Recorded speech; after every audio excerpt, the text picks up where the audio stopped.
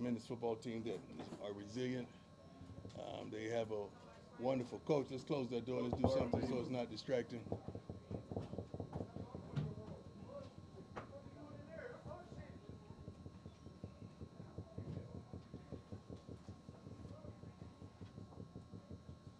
There we go. Thank you.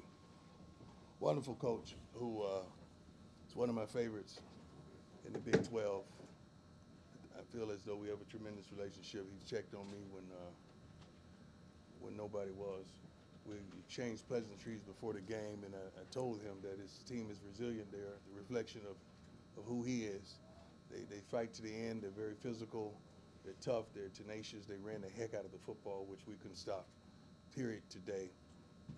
We started smelling ourselves a little bit. That's what I just told our team. We got intoxicated with the success. We got intoxicated with the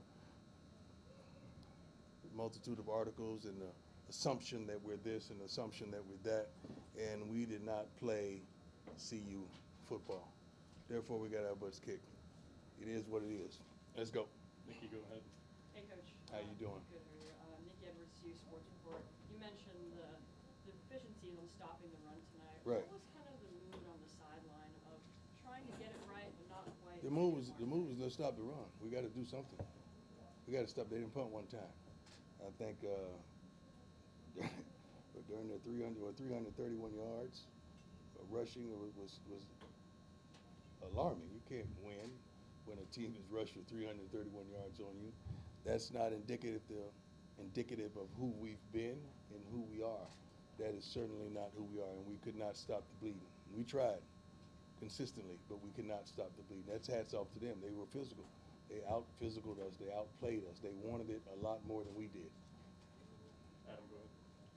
The missed tackles, how much did that surprise you? That obviously wasn't something that you No, that's not nothing that we do. That's not our identity. We usually get to the ball at an alarming rate, and we're very physical when we get there. The first screen pass that went for a touchdown, I believe it was like 51 yards. I was like, oh, Lord, here we go. Here we go with the dumb stuff. That's not who we are. When that happens, you know we on some dumb stuff today. And we got to do better. We got to do better. We got to do a better job as coaches. We got to do a better job as players. We just got to do a better job, period. Dennis, go ahead. Deion, all your goals are still in front of you. Yes, sir. It's going to be a little harder now. Yes, sir. When do you relay that to the team I after already getting did. over this? Already did. Trust me. We just did. When you're in control of your own destiny, it's a phenomenal thing. I don't just think about football. I think about life. So the message to these young men is if God were to grant you every darn thing you needed in life, all the ability, the thought process, the connections, the visuals, and you don't do nothing with it, that's on you. And that's what we are. We control our own destiny, and we fumbled it. Brian, go ahead. Hey, Coach. Brian Howell. Yes, sir. Cameron, you guys have been the more physical team for several Yeah. weeks now. Yeah. Today, obviously, they were. What did you feel like? What was the difference there? Why were they more physical than you? Yeah, they just they wanted it more. We were smelling ourselves. They wanted it more, and that's on me. I can't let a team that I coach start feeling themselves. Can't do that. Matt, go ahead. Slow starts, another kind of issue for the offense Yeah. today. I figured if you would have had an answer, you probably would have fixed it at this point. Is it frustrating for you? Well, 21 points in 19 minutes of possession. I'm pretty good with that. Okay. I think I'll take that. We got to do better defensively. That was not the offense today. I understand what you're saying, but we got to do better defensively. They didn't punt one time. No. Michael, go ahead. Sador got hit really low in the first half. Yeah. How's it doing? He's good. I mean, he's sure been hit his whole life, man. I mean, this kid is tough. He's one of the toughest young football players that I've ever seen. Ever seen. Hey, Coach. Deion Weissett. For the last 2 weeks, Draylon Miller has done a really good job of Yes, sir. filling that empty spot of Jimmy Horn Jr. What can you say about his performance today? And what he brings to the team? He's phenomenal. I mean, especially a freshman. The game is these magnitudes, and he's showing up and showing out. The moment is not too big for him. He plays hard. He practices hard. He's smart. Don't make many mental errors. I love the kid, man. I mean, we want to recruit more of those type of young men. Eric, go ahead. When a team doesn't perform to what's indicative of who they've been, Mhm. how do you handle that moving forward? That's practice. That's a tremendous thought process, which I will have from right now all the way until we land, and probably all day tomorrow, because it's hard for me to flush things. I carry them because I'm a perfectionist. I try to see what's the problem and then administer to the problem and hopefully provoke change within the problem. That's not who we are. Truly not who we are, especially defensively. Especially defensively. Yes, sir. Coach, teams did a remarkable job of making second half adjustments Mhm. defensively. Was it just Neal being that good, or the adjustments didn't take? No. Rob called a good game, man. We got to do what he called. You know, we got to do what he called. He called a pretty good game. I mean, I'm hearing this stuff and I'm seeing what's supposed to transpire, and it never did. They didn't punt, man. Like he called a pretty good game. Mark, go ahead. You mentioned gotten intoxicated with yourself or Yeah. feeling yourself. It's easy for all of us in retrospect. I didn't say me. No, You, no. you kind of said, like, the way you said it, it sounded different, like yourself. No. You're Yeah. players. Okay, said there you you- go. There you okay. go. That's easy in retrospect. Yes, sir. You see it Yes, sir. coming. Yes, sir. You- Well, we try to handle it in the meetings. Yeah. We handle it tremendously. You know, some folks you can't put behind microphones, and you can't give them podcasts. You can't do that because they get intoxicated with the success, and you know who that is. So you try your best to eliminate that. But they can't stop reading the stuff about who we are. That's a little tough. So you try to humble everything around you, and including yourself. You try your best to do such, because you know what you have in the locker room. I know my kids, man. I know all of them.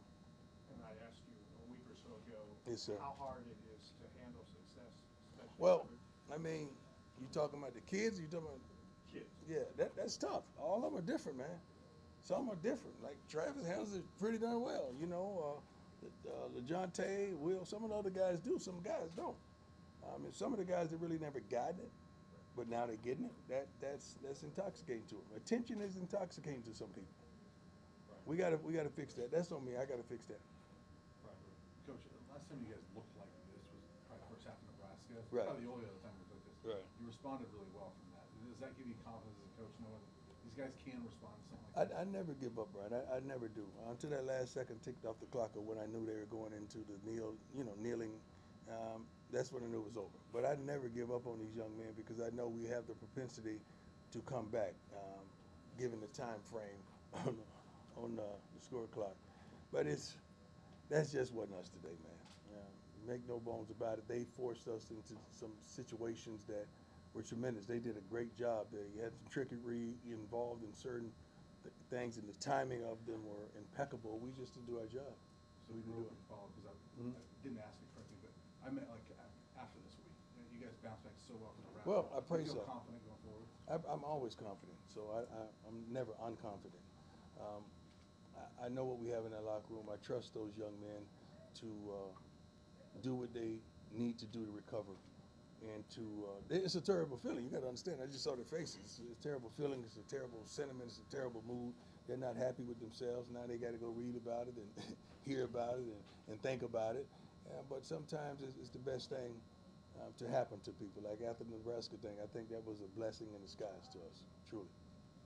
Coach, you guys are at about 25% on third down the last two games, even with the two wins Yeah. against Tech and Utah. What's being done going forward to kind of address that, keep the punts off the field? If I knew we would have done it today. Trust me, that's on me. We'll get it together. We'll look better next week, I promise you. Much better. Coach, I think they had almost 200 yards on first down plays today. I mean, just how difficult is that for defense when they're consistently getting 3, 4, 5 yards at a clip and just putting you guys in that third and manageable? Well, that's tough on the coordinator.